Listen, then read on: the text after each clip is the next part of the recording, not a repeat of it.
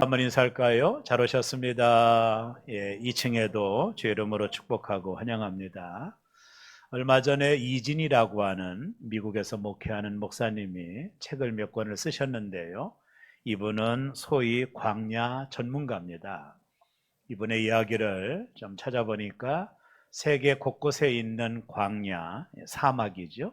그 광야를 탐방하고 그곳에서 얻었던 그 인사이트를 가지고 이제 책을 썼는데, 첫 번째 그분이 쓴 책이 이제 광야를 읽다라는 책입니다. 베스트셀러가 되었던 책이죠. 두 번째 쓴 책이 광야를 살다이고, 세 번째 책이 최근에 나왔는데요. 가나안에 살다라고 하는 책입니다. 그 중에 두 번째 책인 광야를 살다라고 하는 책에 서론 부분에 목사님이 이런 말을 했습니다. 하나님께 쓰임받은 사람들은 모두 광야에서 하나님을 만난 사람들이다. 이들이 광야에서 살아남을 수 있었던 것은 100% 하나님의 은혜이다. 이들이 귀하게 쓰임받은 이유는 광야 시절이 있었기 때문이다. 그래서 광야는 고통과 형벌의 장소가 아니라 하나님의 축복의 장소다. 이 책에서 저자가 말하고 싶은 내용을 충분히 이해할 수 있겠죠. 광야라고 하는 것은 척박한 곳이지만 이중적인 개념이 있다라는 거죠. 광야는 고통스럽고 피하고 싶은 곳이지만 오히려 그 광야는 축복의 장소가 된다라고 하는 조금 더 좀 역설적인 이야기를 하고 있는데, 오늘 그런 얘기를 풀어서 함께 나누려고 합니다.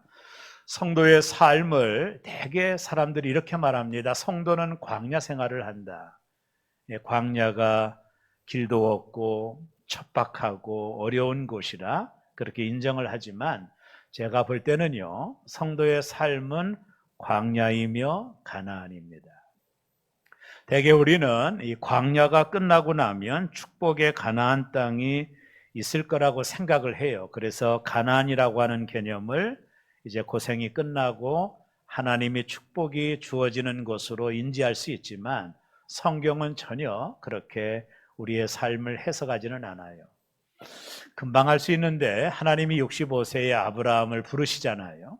그리고 아브라함은 갈대아 우르 땅을 떠나 가나안 땅, 그 땅에 도착을 하거든요. 아브라함이 약속의 땅에 도착했을 때 그 땅에 큰 기근이 들었어요. 그래서 아브라함은 가나안을 떠나 애굽으로 피신을 합니다. 그런 차원으로 보면 가나안은 고생 끝 행복 시작이라고 하는 논리는 좀 맞지 않는 것 같아요. 이진희 교수님이, 목사님이 얘기했지만, 우리가 살아가는 삶은 가나안과 애굽이 광야가 병존하는, 서로 상존하는 삶 속에서 성도가 살아간다라고 하는 말이 더 맞는 이야기라고 생각할 수 있습니다. 우리는 가나안하면 이제 모든 고생이 끝나고 하나님의 축복이 있을 거라고 말하지만, 여호수아와 이스라엘 백성이 들어갔던 가나안은 그런 땅이 아니에요. 7부족이 기다리고 있었고 수많은 피나는 전쟁이 있었던 것이에요. 천국이 아니죠. 가나안은 오히려 광야보다 더 치열한 곳을 상징하고 있는 것입니다. 그래서 저와 여러분의 삶은 어떻게 보면 광야와 가나안이 상존하고 있는 그런 삶을 살아가는 것이다. 이렇게 해도 틀린 말이 아니라고 생각을 합니다. 오늘 저는 이 광야의 하나님과 가나안의 하나님은 어떤 하나님인지를 살펴보면서, 오늘 여러분들이 광야를 만나고 있는지 혹은 가나안을 만나고 있는지를 가늠케 하는 게 설교의 목적이고, 그 속에서 우리는 어떤 하나님을 만나야 되는지를 함께 나누고자 하는 것입니다. 첫째는요, 광야의 하나님이십니다. 이스라엘 민족이 40년을 보낸 광야는 어떤 곳일까요? 저도 성지순례를 가봐서 알지만 광야는 사막입니다. 그것은 풀 한 포기, 나무 한 그릇도 살 수 없는 척박한 곳이에요. 광야는, 성경이 말하는 광야는 생존이 불가능합니다. 저희가 성지순례 갔을 때 목사님들과 함께 갔는데요, 광야에 들어서서 버스에서 이제 가이드가 이렇게 말을 했습니다. 목사님들, 광야를 실제적으로 경험하려면 버스에서 내리시면 됩니다. 그래서 10여 명의 목사님이 이제 에어컨이 잘 나오는 버스에서 내렸어요. 내리자마자 그 온도의 열기가 숨이 턱 막혔습니다. 제가 볼 때 느낌으로 한 50도 정도 나가는 것 같아요. 섭씨 50도. 그래가지고 모든 목사님들이 서둘러서 버스로 다 들어왔습니다. 5분도 견디기 어려운 것. 저는 그것을 보면서 이스라엘 민족이 어떻게 40년을 여기에서 살 수 있었을까? 그건 정말로 기적이 아니면 해석할 수 없는 부분이에요. 광야는요, 인간의 힘으로 살 수 없는 것입니다. 인간의 노력으로 광야에서 생존이 불가능합니다. 거기는 농사를 지을 수도 없고 물이 없어요. 여러분, 사람은 물을 먹어야 되는데 광야는 물이 없어요. 생존의 위협이 있죠. 먹을 양식이 없습니다. 농사를 지을 수 없으니까. 그리고 나무 한 그루도 없기 때문에 이 200만이나 되는 이스라엘 민족이 이 한낮에 광야에서 살았다라는 것은 기적입니다. 그들의 힘으로 이곳에서는 생존 자체가 불가능한 것이에요. 근데 이들이 이스라엘 민족이 40년 동안 광야에서 살았거든요. 이유가 뭘까요? 바로 기적의 하나님이 그들과 함께 하셨기 때문이에요. 그런 면으로 광야는 인간의 힘으로 살 수 없는 것이면은 틀림이 없지만, 그래서 하나님의 기적을 경험하는 현장이 되곤 해요. 이게 이중적인 개념이 광야 속에 담겨져 있는 것입니다. 광야는 하나님의 기적이 아니면 살 수가 없습니다. 내 힘으로, 내 능력으로 사는 것이 아니에요. 그렇게 사는 사람들은 그곳에서 살 수가 없어요. 광야는 오직 하나님의 기적이 아니고는 살 수 없어요. 이들이 아침에 일어났을 때 하나님은 만나로 이들을 먹이셨어요. 40년 동안 만나가 하루도 멈추지 않고, 물론 안식일에는 안 멈췄지만 하루도 멈추지 않고 만나를 주심으로 농사를 지을 수 없는 이 광야에서 그들이 배가 배고파서 죽는 사람이 한 명도 없었어요. 광야는 물이 없습니다. 하나님은 반석에서 물이 나오게 하심으로 저들이 목말라 죽게 하는 것을 막아주셨어요. 어떤 때는 하나님이 고기를 보내주어 저들의 양식을 주시고요, 낮에 50도가 나가는 섭씨의 온도에 저들을 태양으로 구름 기둥을 주셔서 태양을 가리고 200만이 살 수 있는 천막을 쳐주셨어요. 밤에는 불기둥으로 저들의 안전을 지켜주셨습니다. 광야는 인간이 살 수 없다라는 것과 광야는 하나님의 도우심으로 살 수 있다라는 것이 병존하는 것이에요. 이스라엘 민족은 40년 동안 광야에서 기적의 하나님을 만난 거예요. 이것이 광야가 주는 두 가지 의미다라고 설명할 수 있어요. 성도가 이 땅을 사는 동안에 우리도 광야를 만납니다. 여기 서 있는 저도 지금까지 목회하면서 수많은 광야를 통과해 왔습니다. 어떤 때는 내 힘으로 아무것도 할 수 없는 때도 너무나도 많이 있었어요. 그때마다 하나님의 도우심과 하나님의 역사하심이 있었어요. 하루 만에 응답된 기도도 있었습니다. 내일이면 큰일 당할 상황이 제게 있었지만 그날 새벽에 응답하시는 하나님도 만남으로 인하여 저도 수많은 광야를 통과해 왔고 앞으로도 수많은 광야를 통과하게 될 거예요.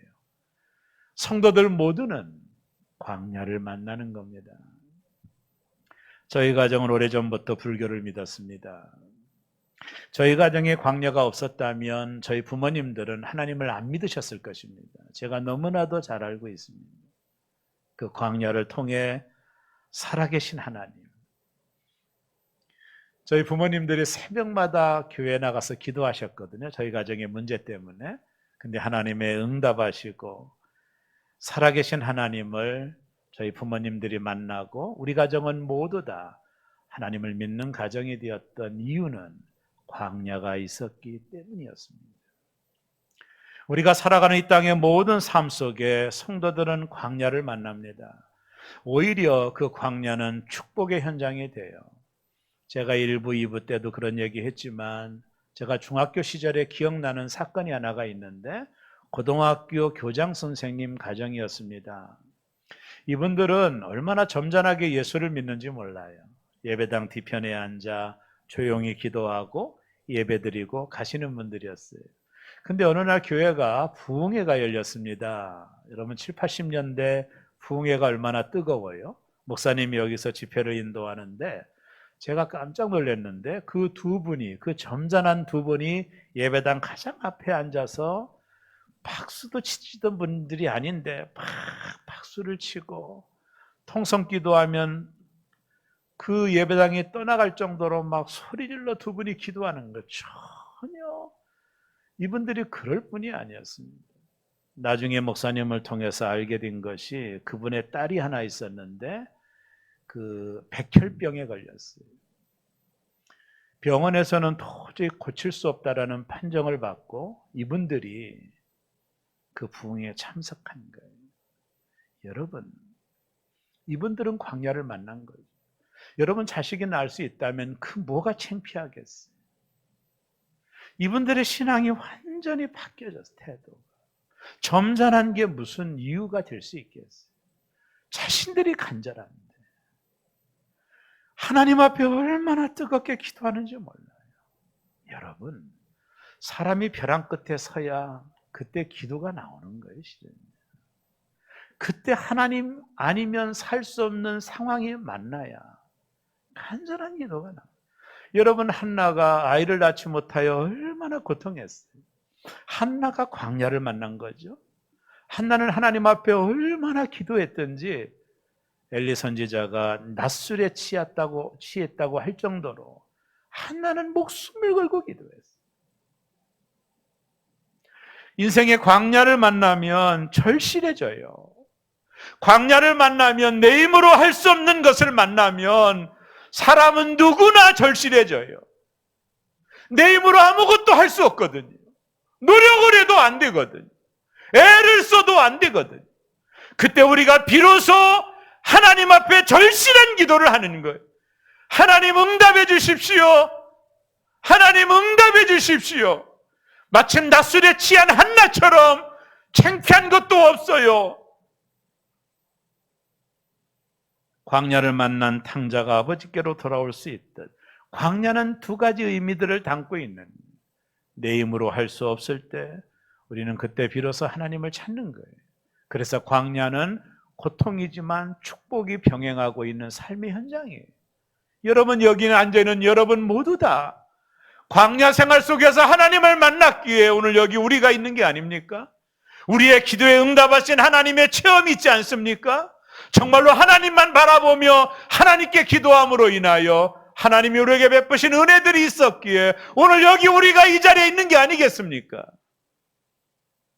인생의 광야는 정말로 어렵지만 고통스럽지만 그 광야 가운데서 우리는 하나님의 기적을 경험했던 거예요. 김병삼 목사님이 쓰신 웰컴 투 광야라고 하는 책에 보면 저자가 이런 말을 합니다. 광야에서 우리가 어려움을 겪을 수 있지만 현재 어려운 길이 오히려 하나님을 온전히 만나는 축복의 길이다. 그래서 하나님이 우리를 광야로 부르실 때 억지로 걷기보다는 기대를 가지고 광야로 들어서라고 도전을 합니다. 광야가 아니면 하나님을 절실하게 만나지 못해요. 여러분, 기독교는 이념이 아닙니다. 기독교는 이상이 아니에요. 기독교는 체험입니다. 기독교는 역사하는 믿음입니다. 하나님의 살아계심을 만나는 신앙입니다. 관념적인 신앙이 아닙니다. 기독교는 체험의 신앙입니다. 하나님은 살아계시기 때문에 그 하나님을 체험하는 것이 기독교입니다. 관념적으로 이성적으로 바라보면 안 돼요. 제가 어제 어떤 책을 읽었는데요, 여러분이 신앙생활을 잘 알려면 두 가지를 기억해야 된다고 말하더라고요. 하나는 세상에서는 여러분이 이성적이 돼야 된대요. 따져보고 확인하고 합리성을 추구하는 것. 그래서 성경도 너희가 뱀같이 지혜로라는 말을 한다라는 거예요. 여러분, 그러나 교회에 와서는 여러분의 이성을 버려야 돼요. 교회는 감정입니다. 믿음은 항상 감정을 통해 역사하는 거예요. 여러분이 교회에 와서 이성적으로 신앙생활을 하면 은혜를 받을 수가 없어요. 교회는 감정입니다. 하나님은 감정을 통해서 역사하십니다. 우리의 마음을 울립니다. 우리의 심금을 울립니다. 여러분이 신앙생활을 할 때에 세상에서는 이성적으로 살아야 되지만 교회에 와서는 이성을 내려놓고 감정적으로 하나님 앞에 접근해야 돼요. 감정이 없으면 신앙생활에 은혜를 받을 수가 없습니다.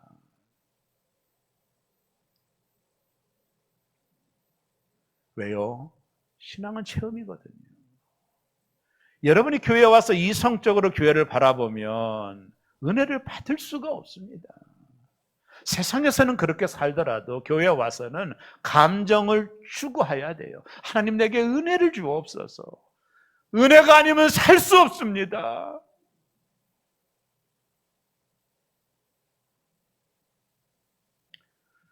우리의 광야는요, 하나님을 체험하는 것이에요. 이곳에 오셔서 여러분이 광야를 만났다면 정말로 하나님께 간절히 부르짖어야 돼요. 그게 광야가 주는 고통과 축복이 상존하는 역설적인 태도예요. 여러분, 광야가 아니면 누구도 하나님 앞에 자신의 민낯을 바라볼 수가 없어요. 내가 얼마나 큰 죄인이라는 것은 광야가 아니면 깨달을 수가 없어요.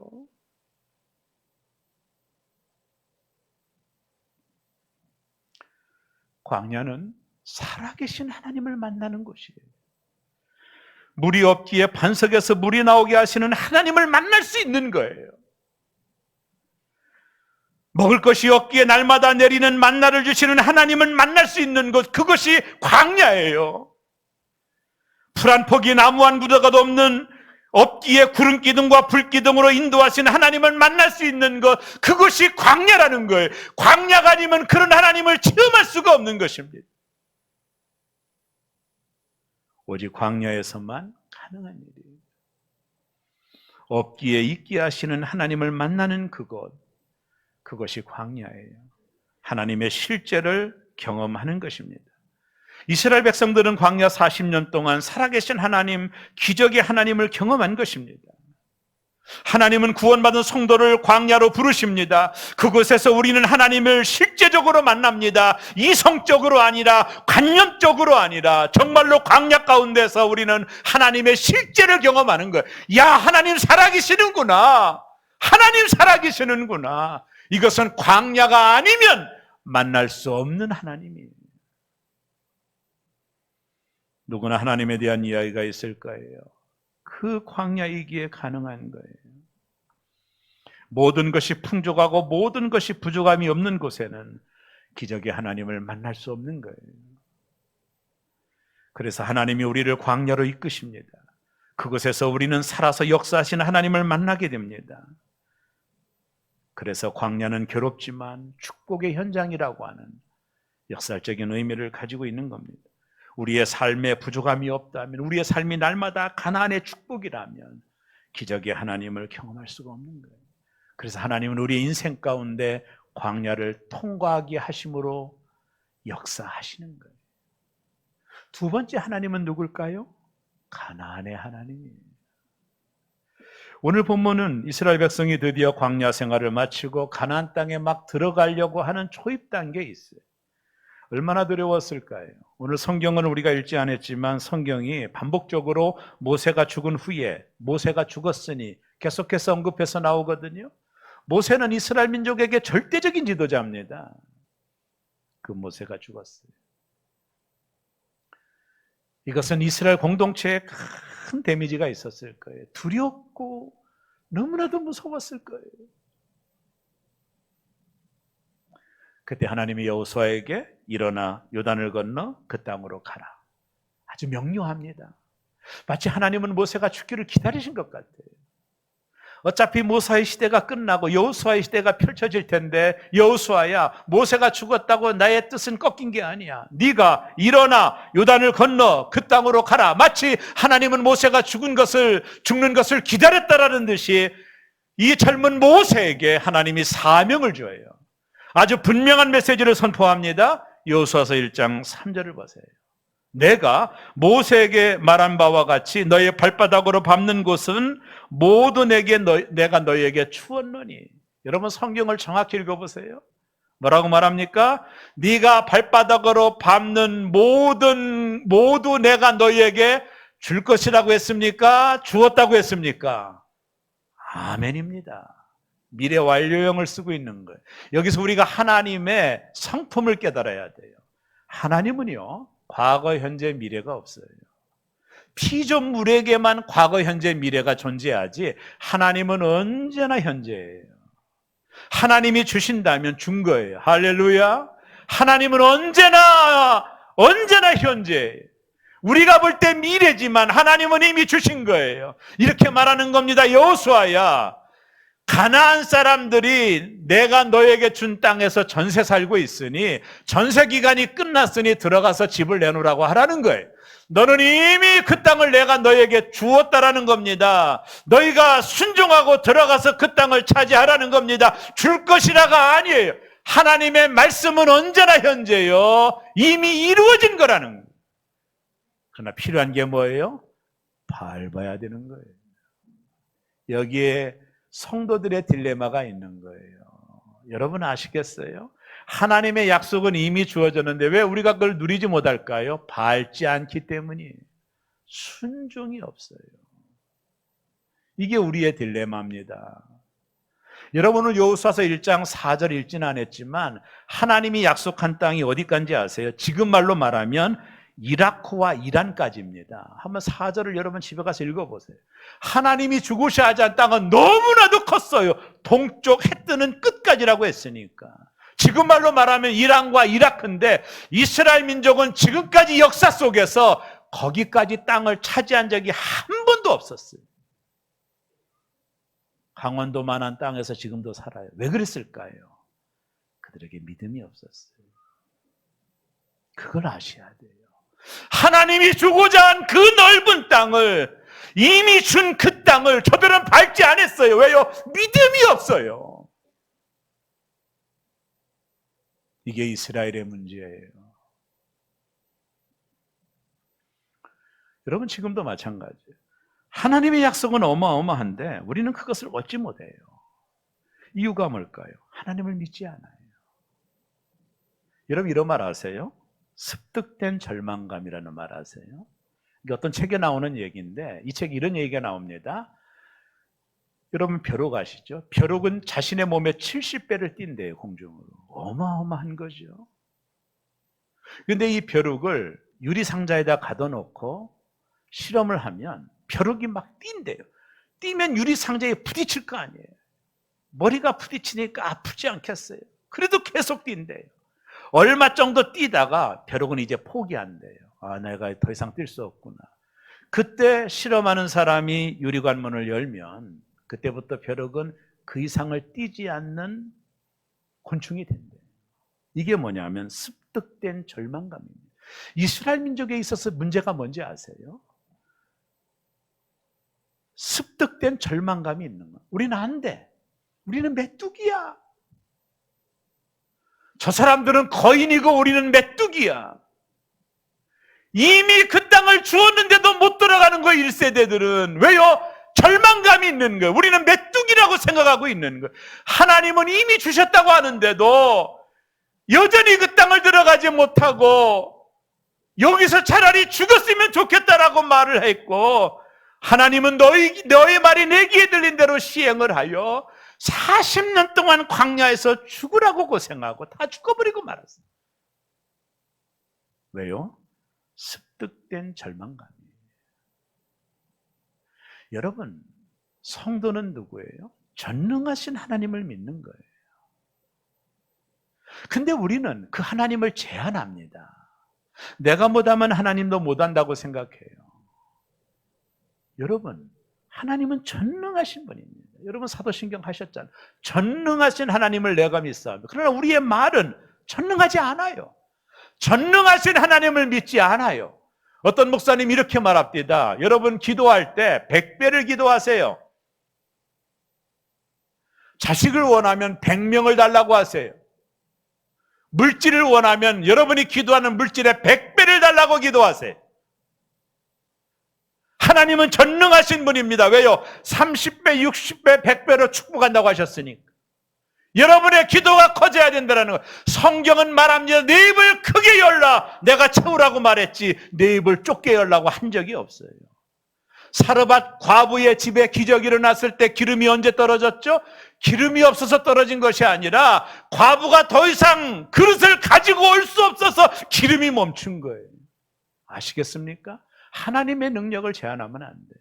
하나님의 약속은 반드시 이루어지고 그 약속이 내 것이 되려면 땅을 밟아야 되는 거예요. 순종해야 되는 거예요. 믿고 나아가야 되는 거예요. 하나님을 제한하시면 안 됩니다. 하나님은 전능하신 하나님이십니다. 하나님에게는 불가능한 일이 없으십니다. 그 하나님을 제한하지 말고 습득된 절망감을 갖지 말고 그 하나님을 향하여 입을 크게 열고 여러분의 기도가 능력 있기를 바라며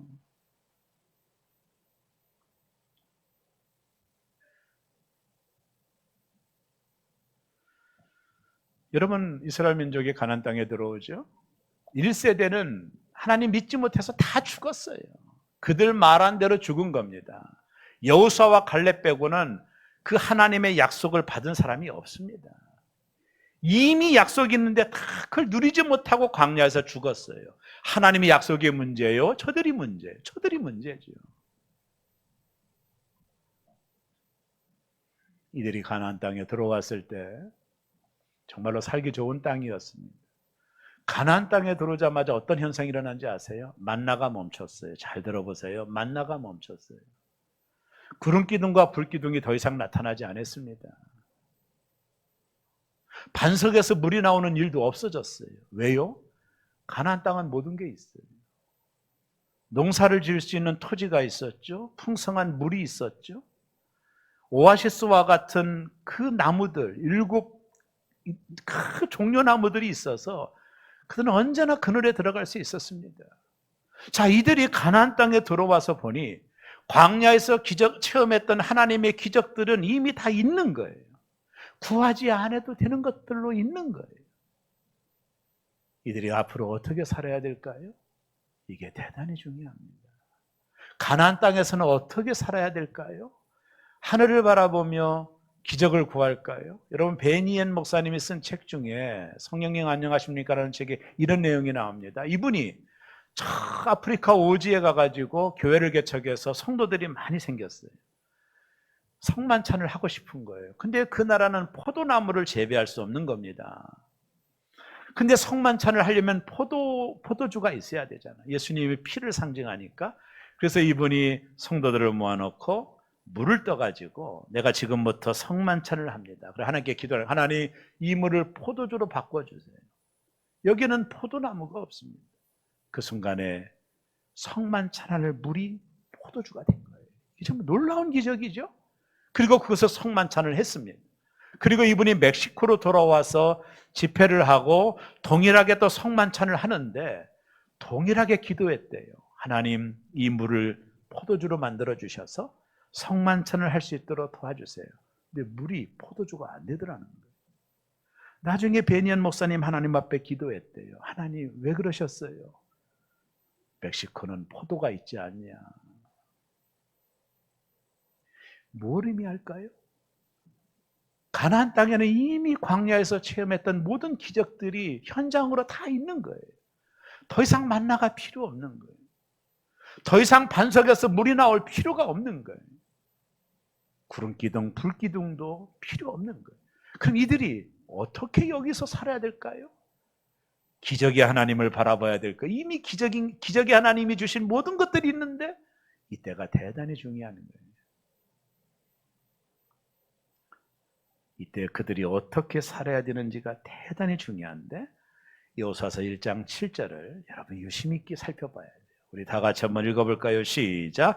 오직 강하고 극히 담대하여 나의 종 모세가 내게 명령한 그 율법을 다 지켜 행하고 우로나 저로나 치우치지 말라. 그리하면 어디로 가든지 형통하리니. 여러분이 형통한다라는 말에 동그라미 치고요.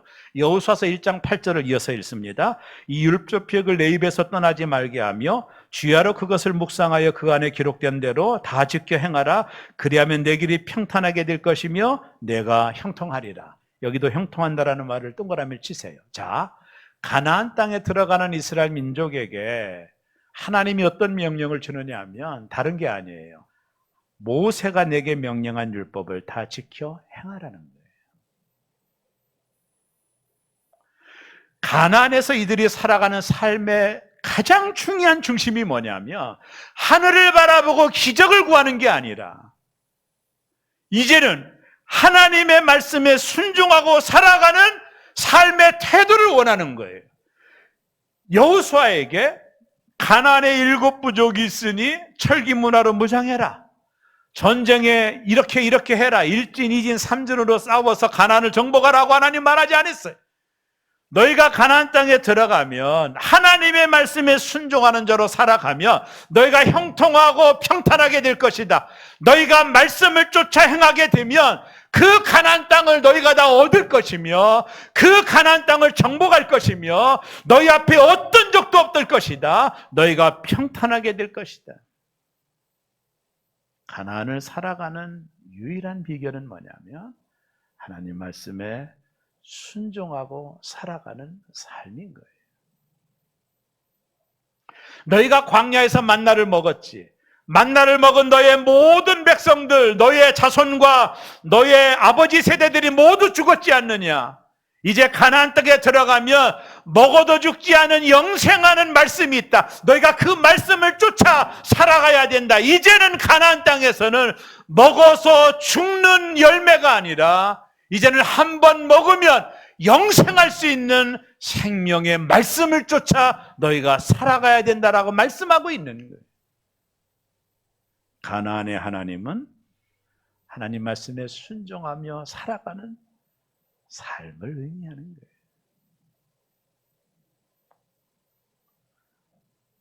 가나안에서의 삶은 기적이 하나님이 아니라 가나안의 삶은 하나님의 말씀을 언약을 지켜 행하는 삶이에요. 그렇게 될 때 내 길이 평탄하게 될 것이며 내가 형통할 것이다. 약속이. 여러분 여기에 아주 놀라운 신앙의 중요한 의미가 있어요. 이스라엘 민족이 애굽을 떠나 3개월이 되었을 때 시내 광야에서 이스라엘과 하나님은 언약을 맺어. 우리가 소위 이것을 시내산 언약이라고 그러거든요. 너는 내 백성이 될 거야. 너는 제사장 나라가 될 거야. 하면서 하나님께서 그들에게 어떤 말씀을 주냐면 여기 있는 하나님 말씀에 네가 순종하면 너는 제사장 나라가 될 것이고 네 민족은 형통하게 될 것이고 너는 내 소유가 될 것이다. 이게 시내산 언약이라는 거예요.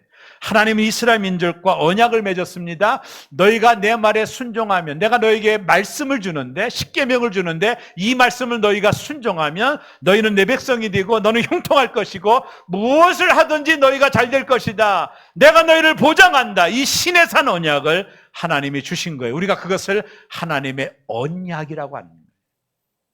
하나님은 반드시 말씀의 언약을 주시고 그것을 반드시 이루시는 하나님인데 언약과 성취 사이에 뭐가 필요하느냐 하면 순종이 필요합니다. 이게 가나안 하나님을 경험하는 놀라운 비결이에요. 여러분 가나안은 하나님의 약속의 말씀을 신뢰하고 그 약속이 반드시 이루어질 것을 신뢰하며 그 말씀에 순종하는 삶이 가나안의 삶인 거예요. 여호수아와 이스라엘 백성은 가나안 땅 앞에 있습니다. 어찌 보면 하나님은 그 땅에 들어가서 어떻게 정복해야 될 것을 일러주는 것이 더 현실적인 것 같지만 하나님은 그런 말씀하지 않았어요. 오직 말씀에 순종하는 삶을 살라라고 하는 것입니다. 가나안의 하나님은 말씀에 순종하며 축복하시는 하나님을 경험하는 삶인 것입니다. 저와 여러분의 인생에 광야도 상존하고 가나안도 상존하는 것입니다. 중요한 것은 가나안에서 하나님 말씀에 불순종하면 광야를 살게 될 수 있고, 광야에서도 하나님 말씀에 순종하면 가나안을 살 수 있다라는 내용을 담고 있는 거예요. 지금 저와 여러분이 광야를 만나고 있다면 하나님을 실제적으로 체험하셔야 돼요. 기적의 하나님, 나와 함께 하신 하나님. 그리고 여러분이 가나안에 거하고 있다면 이제부터는 먹어서 죽는 양식이 아니라 한 번 먹으면 영원히 죽지 아니하는 생명의 떡인 말씀을 먹으며 이 땅을 살아가야 되는 거예요. 그것이 가나안 하나님의 의미인 거예요.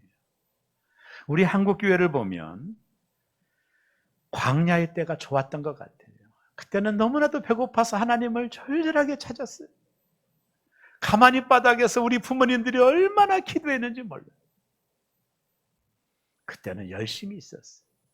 순수함이 있었어요. 신실하게 하나님을 찾았어요. 그런데 지금 한국 교회는 가난의 시대인 것 같아요. 모든 것이 풍성해요. 그러나 점점 하나님을 잃어가고 있는 거예요. 광야, 그때가 그리워져요. 모든 것이 풍성하지만 지금은 하나님을 점점 잃어가고 있는 것 같아요. 광야가 그리워져요. 이게 한국 교회의 문제라고 봐요. 그때는 금요일 날 철야했잖아요. 저녁에 가면 밤을 새서 기도했어요, 부모님. 산에 가서 소나무를 붙잡고 기도했어요.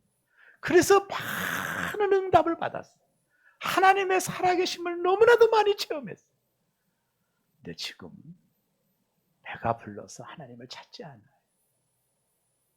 그러는 동안에 하나님을 점점 잃어버려 가고 신앙생활은 너무나도 무미건조한 거예요. 신앙생활 자체가 문화가 되어버렸어요. 교회를 안 나오는 건 아닌데 우리 마음에 하나님을 향한 광야의 절절함이 없어요. 이것이 한국교회의 문제라고 지적하는 거예요. 사랑하는 교우 여러분, 오늘 여러분들이 광야를 만났다면 하나님을 만날 좋은 시간이에요. 하나님만 바라볼 수 있잖아요. 그리고 우리가 지금 가나안처럼 모든 것들이 풍족하다면 이제는요, 썩지 아니할 하나님의 양식을 따라 살아가는 삶을 배워야 돼요. 그 하나님 말씀을 묵상하고 그 가운데 기록한 것을 다 지켜 행하는 성도가 돼야 돼요. 이제는 그 말씀이 나를 쳤고 그 말씀이 나의 생명이 되고 피가 되고 살이 되어서 내가 그 말씀을 쫓아 행할 때만이 이 가나안에서 축복의 하나님을 경험할 수 있는 거예요. 이 풍성함에 우리가 내 믿음이 약해지거나 게을러지면 안 되는 거예요. 이제 우리는 그 가나안의 하나님을 경험하려고 이제는 말씀이 나를 적고 그 말씀이 나를 인도하고 그 말씀을 주야로 묵상하고 우리가 지금 그래서 필사를 하잖아요. 그 말씀이 내 몸에 살이 되고 피가 돼요. 그 말씀이 내 심령 속에 있어 나를 이끌어가고 나를 지도하고 나를 인도할 때만이 내 길이 평탄하게 될 것이고 내가 형통하리라고 하는 하나님의 약속을 여러분과 제가 유업으로 얻을 수 있는 것입니다. 오늘 광야를 만나고 있다면 하나님을 간절하게 찾으십시오. 정말로 하나님은 여러분이 부르짖으면 반드시 만나주는 분입니다. 여러분이 가나안처럼 부족함이 없고 풍성한 삶을 산다면 여러분 혹여 착각하시면 안 돼요. 이 가나안은 한 번 먹어도 죽는 만나가 아니라 영원히 죽지 아니하는 말씀을 붙들고 살아야 되는 거예요. 그래야 가나안이 더 이상 광야가 되지 않는 거예요.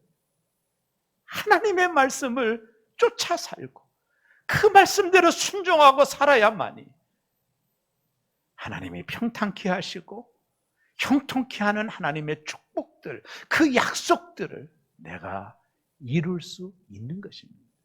사랑하는 새롬의 교우 여러분, 저와 여러분의 인생 속에 늘 상존하는 이 광야와 가난의 의미를 잘 살피시고 더 하나님께 가까이 나아가고 말씀이 나를 지배하고 나를 다스릴 수 있는 상태. 그래서 그 말씀을 쫓아 행함으로 인하여 여러분과 저의 인생에 일곱 부족이 있든 안악자손이 있든 여리고성이 있든 그 모든 것들을 정복하고 이기게 하셔서 너에게를 평탄하게 하실 하나님을 만나는 저와 여러분 되시기를 주의 이름으로 축원합니다. 기도하겠습니다.